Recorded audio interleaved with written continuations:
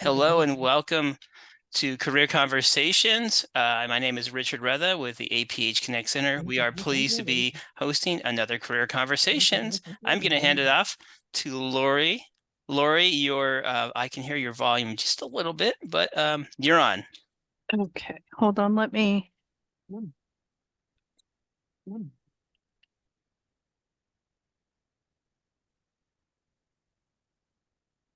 Okay, we fixed that.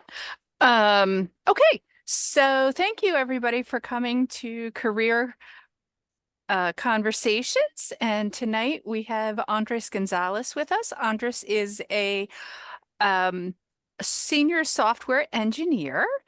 And so can you tell us a little about your academic path? You came here from Cuba, and so your education there was quite different, I'm sure, than when you got here to the States. So if you could tell us a little about that and your educational journey to getting into the field of technology.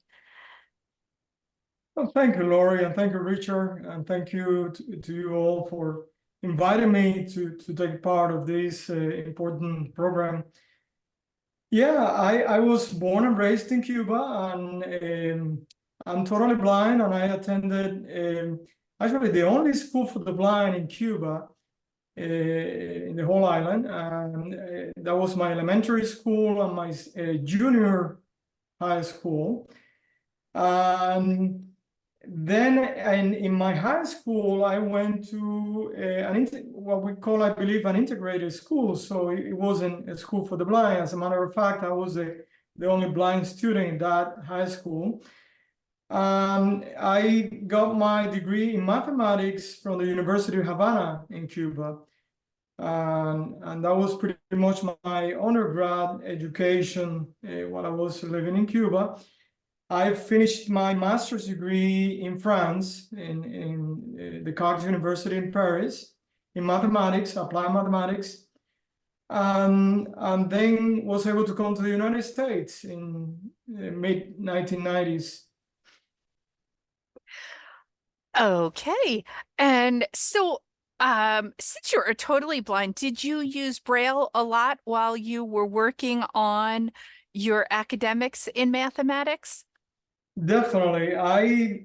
And going back to your previous question, I think that was a positive in the education I received in Cuba, that in the school for the blind we were taught Braille since elementary school, and I think it was very important in my career throughout my school years, and also in my career as a scientist and a software engineer.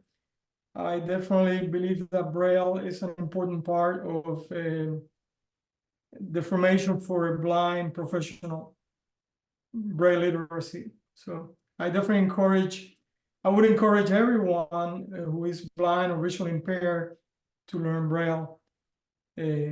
It's definitely something I use every day. I use a computer with a screen reader and Braille. It's not the only way. I worked with very talented and very capable blind engineers that don't use Braille, but in my experience, it has been very important. My personal experience. Sure. And everybody's different. Some people don't have the opportunity to learn it, and others do. So That's great. Right. So clearly you didn't start out as a senior software engineer. Could you tell us a little about your journey in getting to become a senior software engineer, a little about jobs that you may have previously held and how they helped you climb the ladder? Sure. I started my professional career as a scientist. My background, as I said, was in mathematics. I started working in Cuba as a researcher in neuroscience.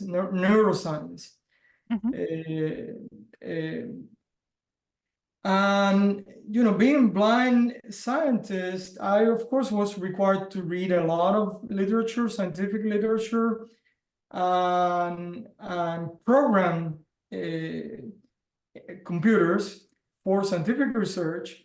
And I had quite a bit of a challenge there because there was not a lot of literature, or actually none at all, scientific literature in braille or in audio that was available to me. So from early on in my career, I felt a big need for accessing information digitally. So when I was able to come to the United States, I said, well, I knew about screen readers a little bit, and I used a kind of a very basic screen reader to work in DOS at the time. I remember that. That's right. And so I knew a little bit about, assistive technology, screen readers. When I came to the US, I said, well, wouldn't it be great if I could work in that field? Because I felt, I was suffering, if you will, a big need for that technology. And I was lucky enough to be in Florida at the time. Started working with Henry Joyce in the mid 1990s, the developers of JAWS for Windows, that then became Freedom Scientific. So that's how I transitioned from being a scientist into software development. And I wasn't a software developer before. I was more like a mathematician, scientist. I became a software engineer kind of by practicing it. And so after that, I continued my career as a software engineer at Adobe in Silicon Valley. I worked for many years making PDF and Acrobat and Reader, Adobe Acrobat and Reader accessible. And in the last 5 years, I joined Apple, and I work in the accessibility team at Apple. So that really shows a progression for you, both in change of a career and the progression within the area of software specifically. Thank you for sharing that. Can you tell us a little about the duties associated with being a software engineer? Maybe a little about the types of tasks you might find yourself working on, not specifically in your job, but as a career as a whole. Right. Yeah, well, software development, software engineers, of course, we develop software, we make software, and there are many aspects to it, and it's a very multidisciplinary field, and specifically, software engineers have to design the software, so there is a good part of it is designing UI, the user interface that users are going to be interacting with. And well, the logic of the program themselves, the backends, if we're talking about web applications. So it's a wide range of disciplines involved in software development and in software engineer. My personal experience, I do write code. So I write code every day. That's an integral part of my job, the work I perform every day. And I also review code of other engineers, being a senior engineer. And testing is another important component of our work. So it's not only writing the code, but you have to test it. And that's to make sure that you don't have bugs or finding the bugs and then you can fix them, right? So that's another aspect of software engineering. But again, it's a very multidisciplinary field that goes from design to development to testing and to other areas that are very important as well. Marketing, knowing the users, the customers' needs, and translating those into specifications into technical specifications. That's a whole different discipline there. So it's a very wide and rich field, software development in general. Great. So, can you tell us about any accommodations that you may receive in the workplace to help you do your job as a person who is totally blind? Yeah, I definitely rely on a screen reader to do my job. And as I said, I'm a Braille user, so I also use Braille as a Braille device. And I complement both. I use both at the same time, speech and Braille.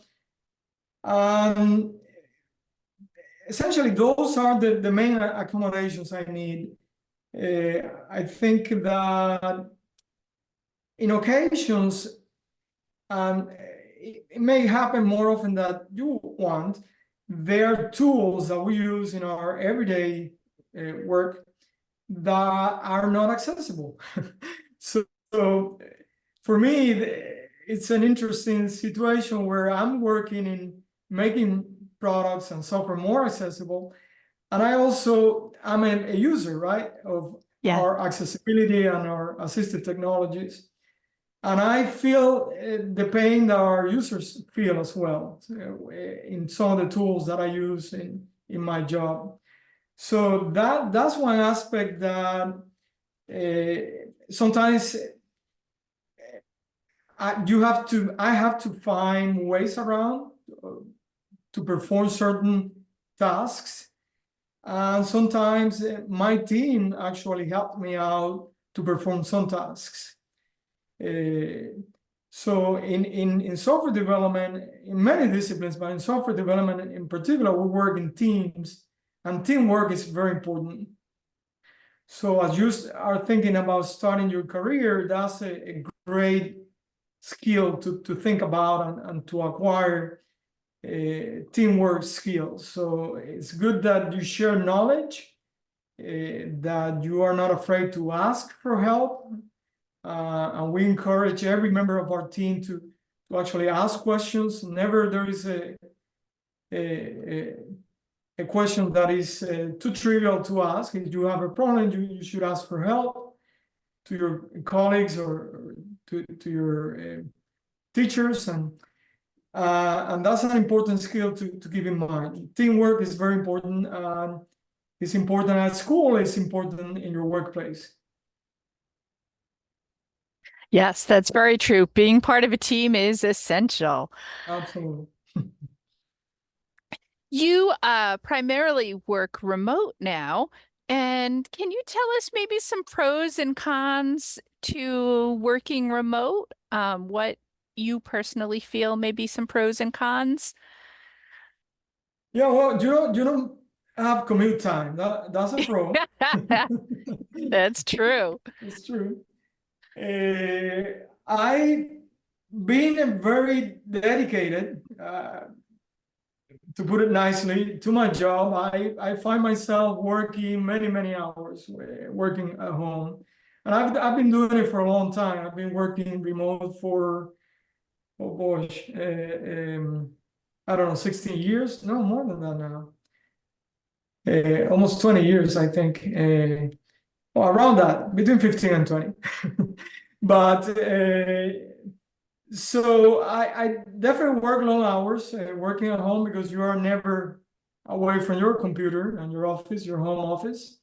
Mm-hmm. And that may be a pro or a con, depending on how you look at it.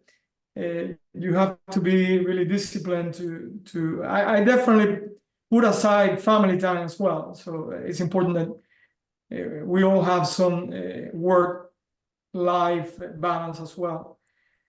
But I would say not a con, that is not something that can be overcome, but something you have to keep in mind is that it's important to establish good personal relationship with your team. We were talking a minute ago about the importance of teamwork. Well, it's important also to have personal interactions with your team. So typically for remote work, you want to be able to visit your team whenever possible and have direct face-to-face contact with your team members, teammates as well. I think that's important, especially for everybody, but for people who are remote, that's important. Otherwise, it may feel at times a little isolated.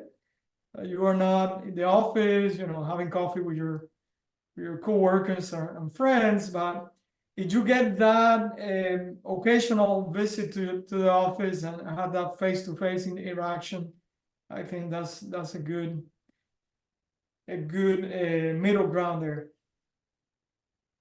Okay, yeah, I think those were all very valid points. Thank you. So everybody has aspects of their job that they may like or like a little less. Could you share with us maybe an aspect of your job that you enjoy doing specifically and maybe something that you kind of may not enjoy as much? Right. Well, being in a very innovative field is something that I really enjoyed on my job. Software development is a very evolving, very cutting edge field to be in. And I definitely, as a scientist and as an engineer, I enjoy that. Knowing that you are pushing the limits of what we are able to do with computers is something very attractive to me and very rewarding, you will. In my role, in my career working in accessibility for many years now, it's especially rewarding the fact that we know that we're making an impact, a positive impact in many people's lives, in their career as students, as professionals, or even enjoying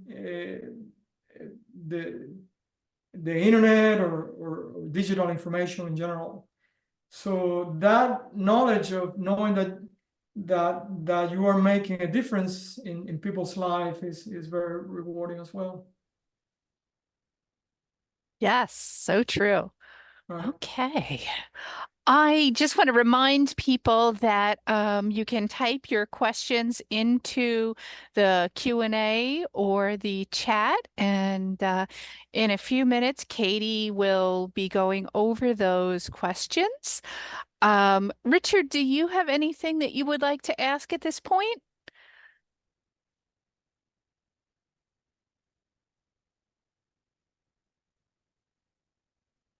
Richard? Richard might be muted, or maybe, I'm not sure. I'm not looking at the panel right now. Oh, let me see. Hold on. Yeah, I was muted. No, I think you did a really good job, and we've got some like 10 or We have 12 amazing questions in the yeah. Q&A that Katie might want to jump into, and then I'll interject. Yeah. Great. All right, so are we ready for some of the questions? They are Sure. coming in. Keep them coming. So in the Q&A. Sure, go right ahead. All right, so we have one here from someone who's in their mid-teens. They are interested in learning. They're, competent with their technology, screen readers and everything, but they are interested in knowing if you are aware of accessible courses or resources that would enhance their skills and pave the way for a career in IT. Yes. I'm sure you can look on the internet and do some searches there, and you will have quite a wide range of choices there. I know of a site, it's called Coursera, that provides a lot of Yes. yes, a lot of software engineering and computer science courses, and they're online. Could you spell that? Coursera, you said? Yes, I just want to Coursera. make sure we get that. Okay. That's right. So that's a popular site. I personally have used in the past the Safari library online. And that provides a lot of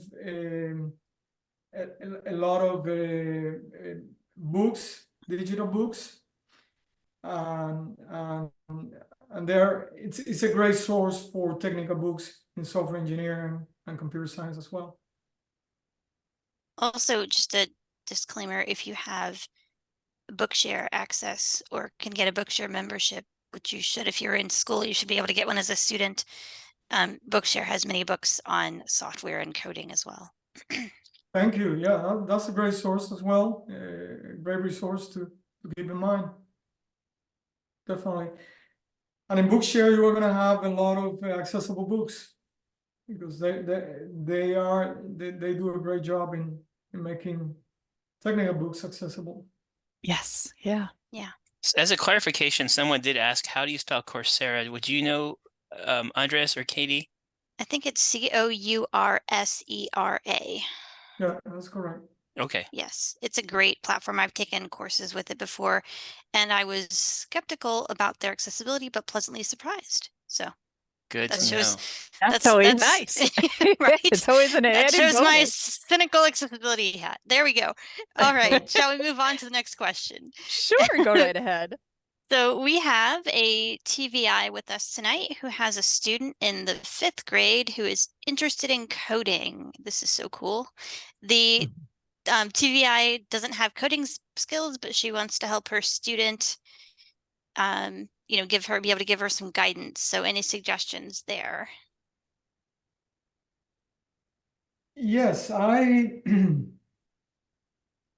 boy, it has been quite a few years, but I at some point there was a program to teach young kids the basics of programming. I think I'm trying to remember the name of that program, but I'll look it up and send a link to Richard so you can put it there in your chat. But essentially, yes, they are programmed to teach to help teach young kids to the basics of programming. And you don't have to be a programmer to help your students to do that.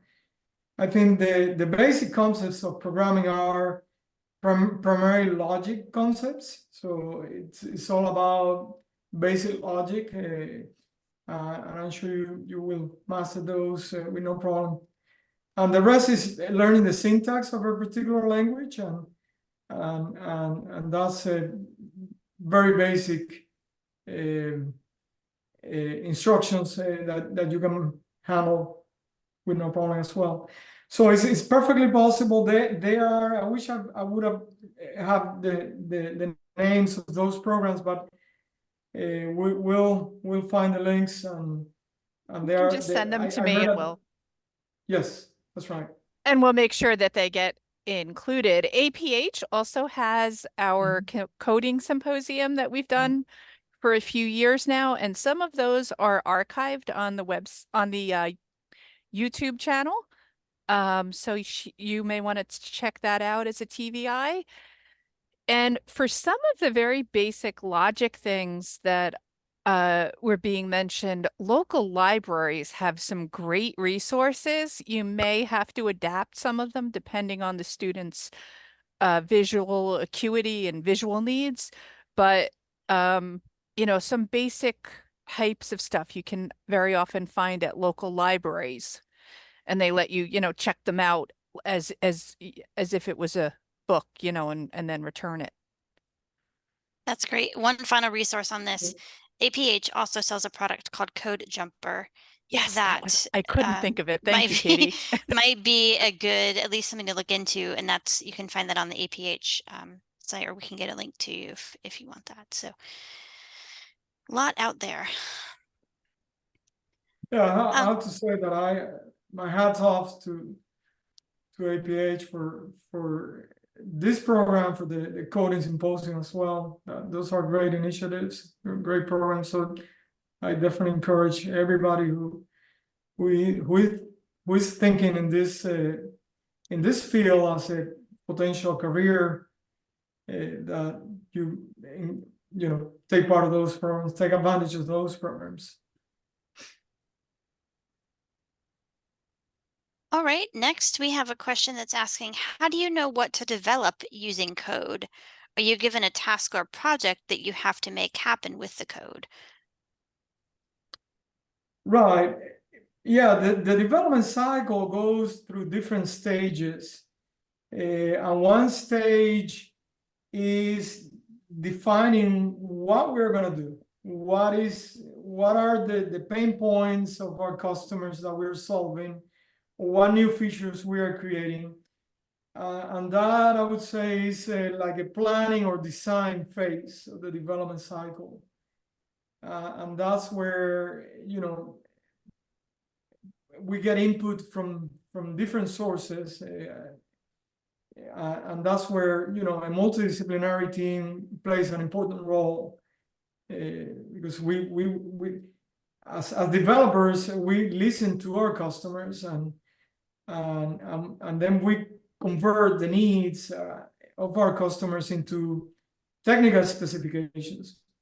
And then a different phase or the subsequent phase is to actually get those either bugs fixed or new features implemented. And that's where, software engineers write code and test and do everything we do in that phase. And then you start rolling out those improvements or new features. But yeah, in each one of these stages of the development cycle, we have milestones and we work as teams discussing. There is a lot of feedback in all directions. It's an iterative process. It's not all done at once. You choose the most important things first and move from there. So that's, in a nutshell, a development cycle, if you will. It's a complex process. It depends, depending on the type of product, and it may take from months to years, and sometimes a whole cycle.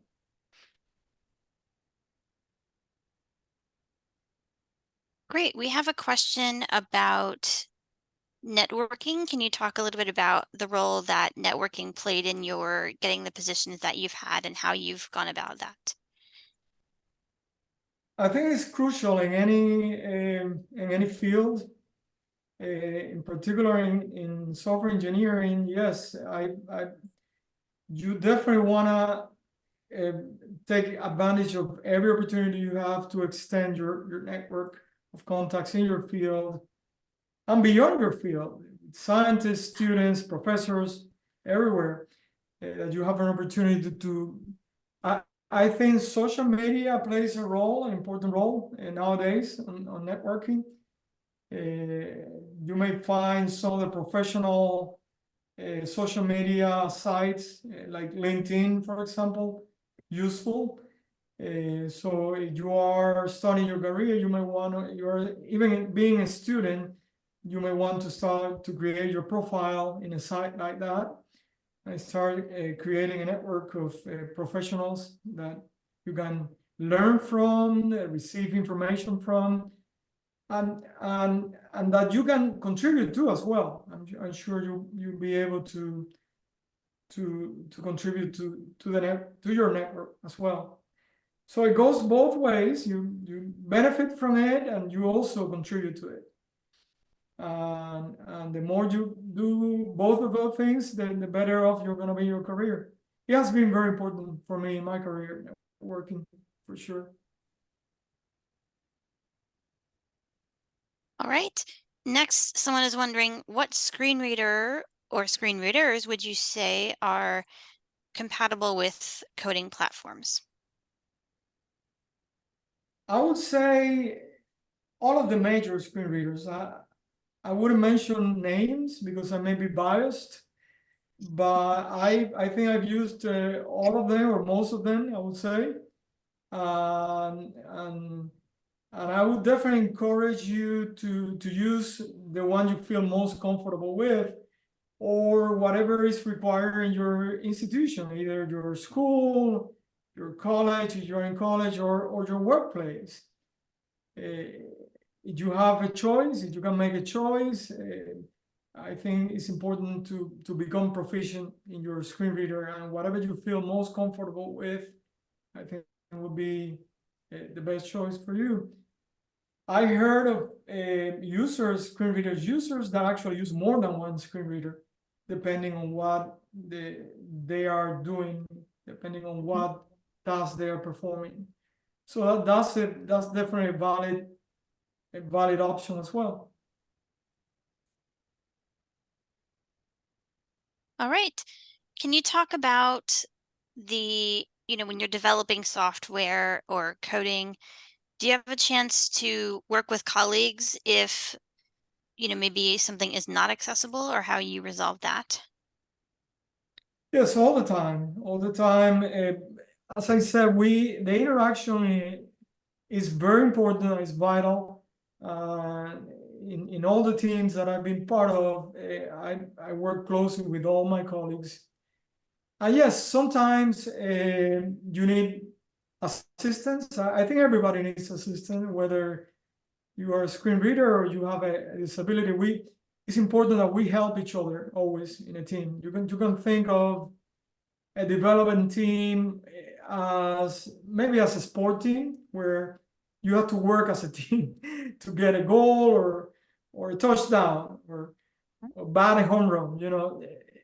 It is not a one person job. It's a team job in general. So yeah, throughout my career, I've had instances where I have difficulty performing something or a task. Of course, I go to my teammates and ask for help. And I encourage you to always do that in whatever stage of your career you are. When I was in college, I started programming when I was in high school.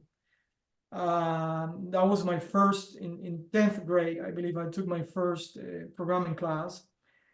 At that time, it was very primitive. We have to write the code in paper, give it to a technician, and he will type that code into a mainframe computer.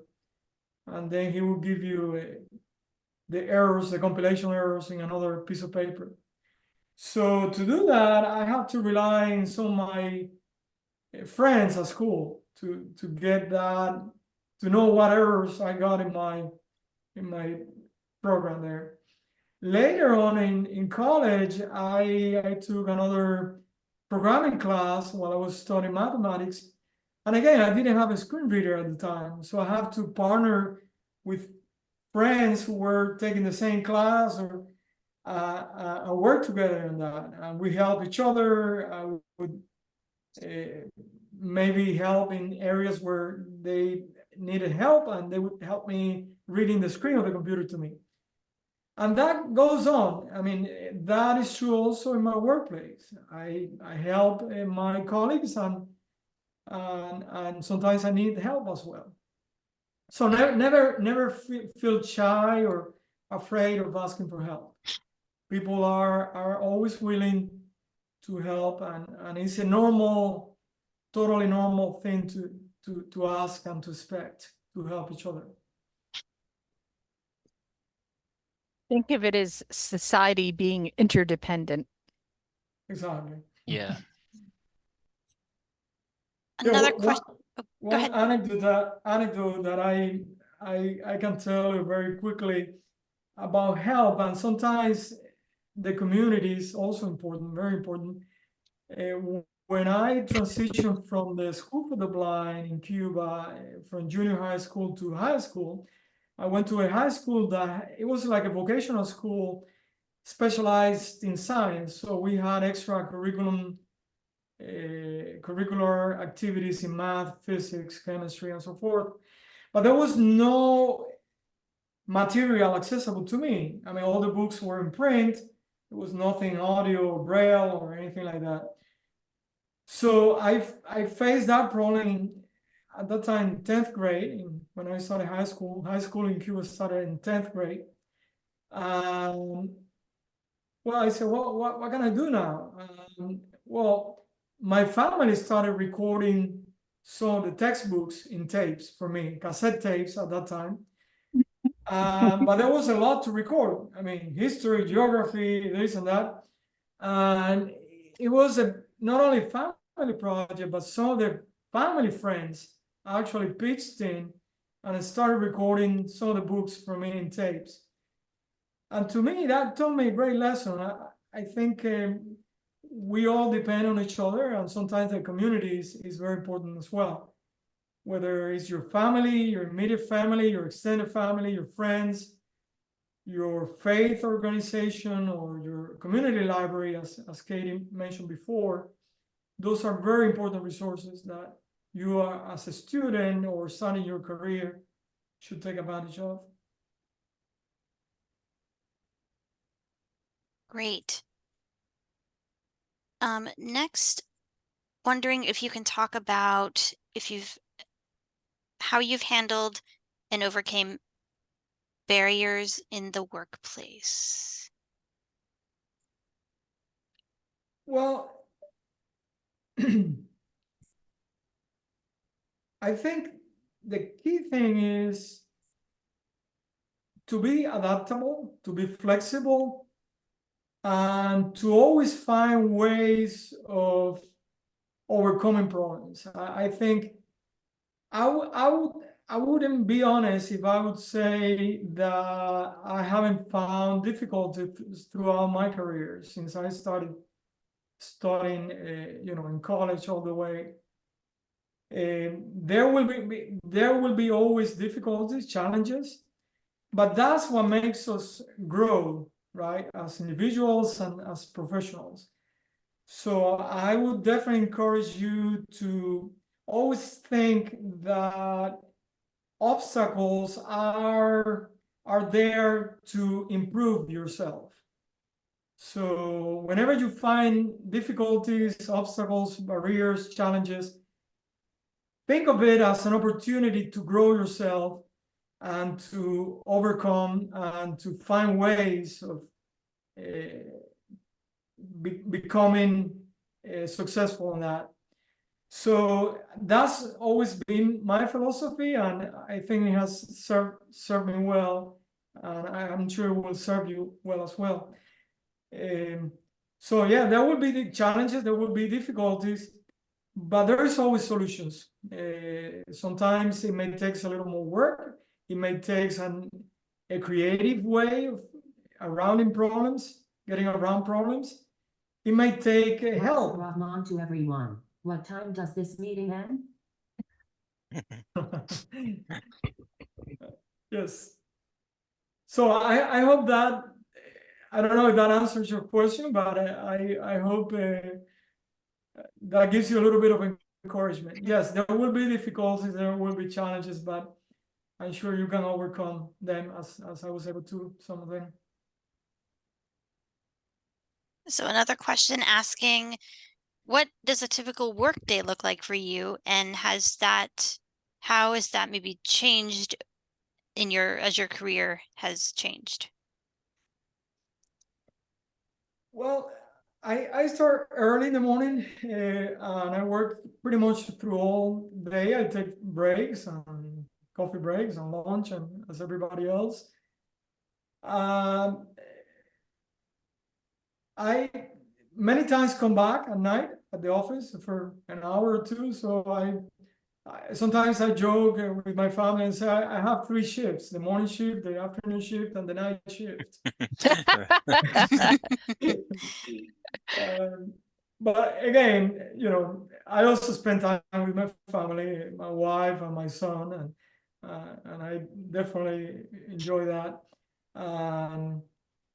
Well, you mentioned breaks, so breaks are important. Obviously, you're at a computer all day. You're probably on conference calls all day. So taking those breaks probably keep you fresh and just kind of on your toes. Absolutely, You need to get away from the computer, walk, and take the dog out, and Start your coffee. Yeah. Yeah. Yeah. Go to gym. Yes. Yeah. Of course. Yes. Right. And spend time for your family as well. That's very important as well. That's Oh, work-life balance. Work-life balance is critical. Yep. That's right. Yes. Yep. Yes. So another question asking how a person who is blind can get started in the field of accessibility testing. That's a very good question. And we have very talented engineers. And I work with very talented engineers throughout my career that have different types of disabilities and working in accessibility as well. Both developers and test or quality engineers. That's a very important role in software development. And if you are working in accessibility in particular, having an in-depth knowledge of assistive technologies and what to expect is a very important plus as a disabled individual. So if you're thinking in going down that path, I would definitely encourage you. I think it's a very important area in software development, quality engineer. I would say what applies to quality engineers, testing applies to pretty much any software engineer. The more you know about the inner workings of the system, the better. If you know some programming language and know how to program, that's even better. Again, knowledge of assistive technology in depth is definitely an asset there. Great. We have a lot of questions, so we probably won't be able to get through all of these tonight, but thank you everyone for asking such great questions. Another one here, how important are spatial concepts and awareness in development? And how do you deal with visual concepts, in user interface design? Yes, it's definitely important. It's a very important area or aspect of. I think it's important to have a sense of. Many times I have to know where things are on the screen, to put it plainly. Sometimes I have to ask my colleagues. I mean, is this what is the spatial relationship between these two components on the screen? Sometimes I'm able to know. My assistive technology tells me where it is, and I'm able to infer positions. It takes some practice to learn to imagine either two-dimensional or three-dimensional layouts. Another personal anecdote there. I was a math major, and when I was in college, I think it was second, third year in college, we took a pretty abstract class. It's called differential geometry, and it's the geometry of abstract spaces, if you will. Ooh, So, Oh my gosh. that sounds That tough. sounds more painful than real geometry. beyond our 3D physical space, right? You would think that a lot of my friends at school had a hard time with it, in part because they were trying to draw in paper, as they were used to, these figures, if you will, surfaces that were beyond the 3D physical dimensions.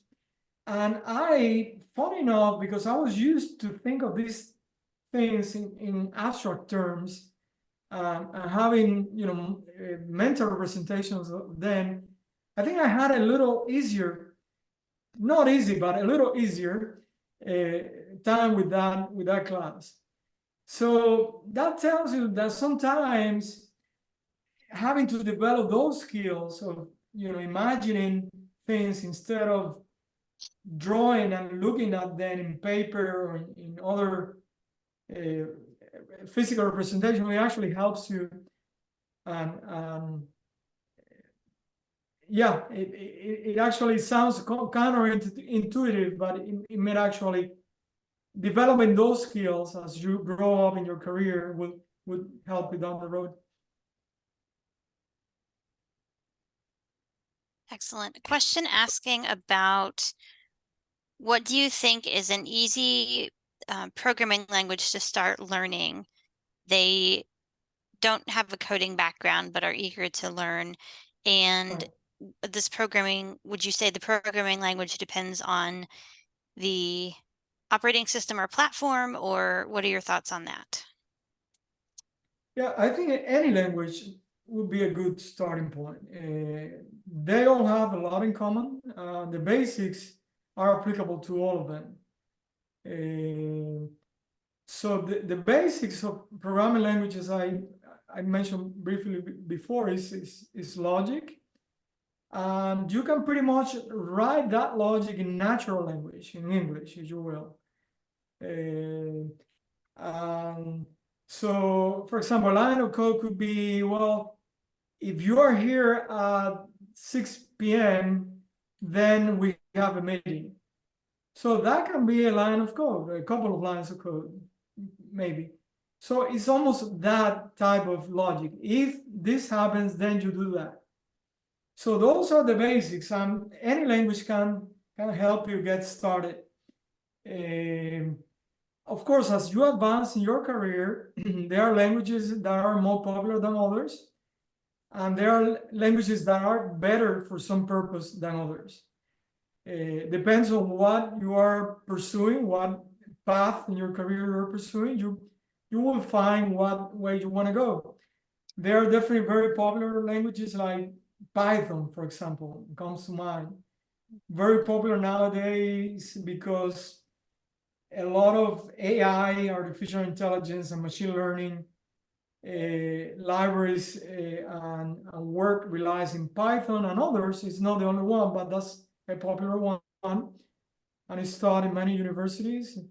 There are many other languages. Java for backend. You are interested in cloud applications, cloud services. For other types of, for the web, you are developing web application. JavaScript is very, very popular. And there are variants of that. For system development, applications of OS development, there are other languages like C, C++, and so the choices are multiple, and it depends on what path you want to follow.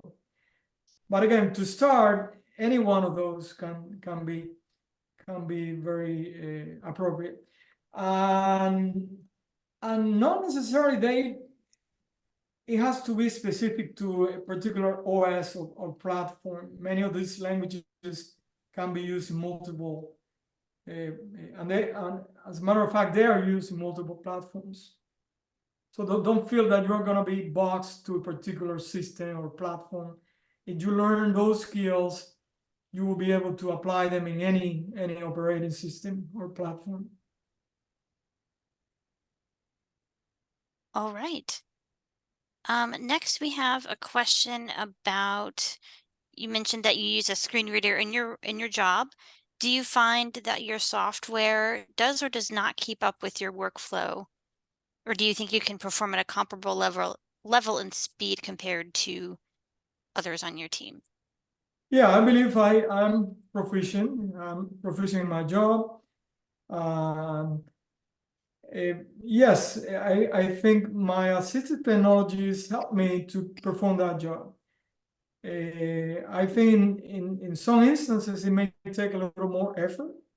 I'm being totally honest with you here. I wouldn't be honest if I would say, oh no, I can do everything the same way as my colleagues. No, sometimes you have to find workarounds and alternatives, and that's part of the job. That's part of reality. Not everything is perfectly accessible. There are challenges. There are problems that you need to solve perhaps in different ways than some of your colleagues. I personally, throughout my career, I find, for example, that I use a lot of command line tools versus very visual-oriented tools. So if I, for example, to give you a concrete example, if I performing a task, for example, a code review, that is very visual. You have to look at what the code was before, what the code is now, and compare the two, what the changes are. I find that using command line tools is more efficient for me. Maybe a colleague of mine that decided that find a visual comparison more efficient. So everybody's different, and we have to embrace that, our differences, and we can do things in different ways. And I think part of what we have to do as disabled individuals is to find that way that works for us and allow us to be competitive and to be proficient on what we do. Great. We have a lot of requests. I don't know if you have the ability, Andres or Richard, if you can put maybe a LinkedIn URL in the chat. A lot of people would like to reach out with you and connect. Andres, Sure. if you have LinkedIn. You are on LinkedIn, correct, Andres? Yes, sir. Okay. Okay. We'll make Sure. sure to get that out. If we can't get it in Absolutely. tonight, we can send a follow-up email, I'm sure, with that information. Sure. I would love to stay in touch. Yeah. Do you think there's a high demand for accessibility technology testing?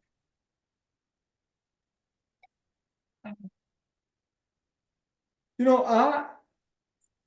I'm probably not the right person to comment about the job market because that's not my field. So I want to be careful not give you false expectations. What I can say is that accessibility is more important today than it has ever been. In particular in the software industry, in the computer industry, I think it's a very important field in software development and computers in general. So I would like to think, and I have to think that there is demand for accessibility engineers. So I definitely would encourage you to, if that's your calling, if you want to get involved in this field, I would definitely encourage you to pursue that. And again, trying to not give you false expectations. So you take my advice in this respect with a grain of salt, because I'm not informed of the job market trends or anything like that. But I would definitely, as a friend, as a colleague of yours, I would definitely encourage you to pursue the field if that's your calling, your professional calling. Great. Do we have time for any more questions, Richard? I know we're getting to the top Yeah, of the- maybe let's give it one or two more, and about a minute we'll close out with the codes. All right. So next we have one asking about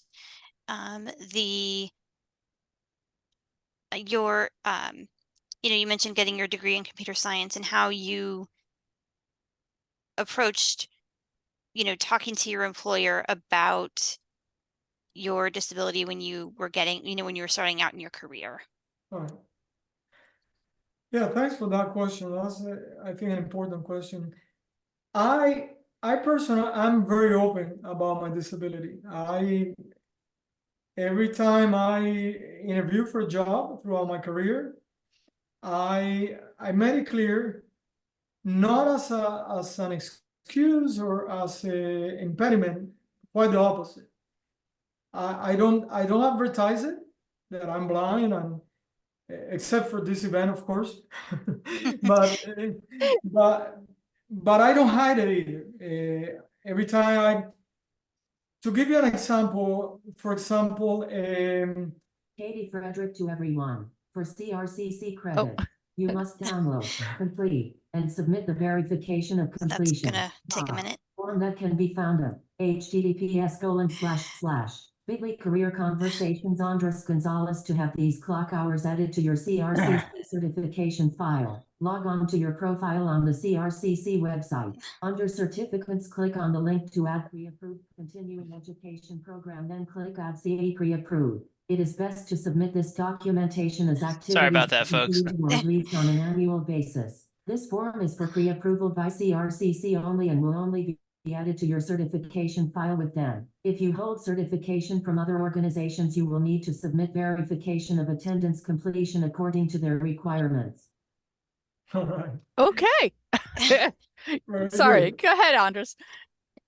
No, I would say if you're preparing for an interview as starting your career, I think a good advice is to come to that interview, whether it's in person or remote, prepared to work. So you gotta bring your computer if you have one. APH ConnectCenter to everyone. Our guest can be found on LinkedIn at https://www.linkedin.com and Andres Gons. That's right. So come prepared to work. So you bring everything you have, your laptop or computer, if you have one, your screen reader, ready to work. And don't be shy about showing it how you work with your screen reader.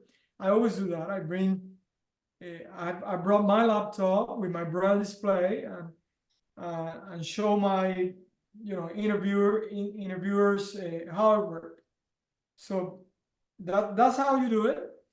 You don't have to make a big deal out of it or anything, but if they have questions, be prepared to answer those questions about how you work with assistive technology. Yeah. Andres, Great. it's been a pleasure hosting you.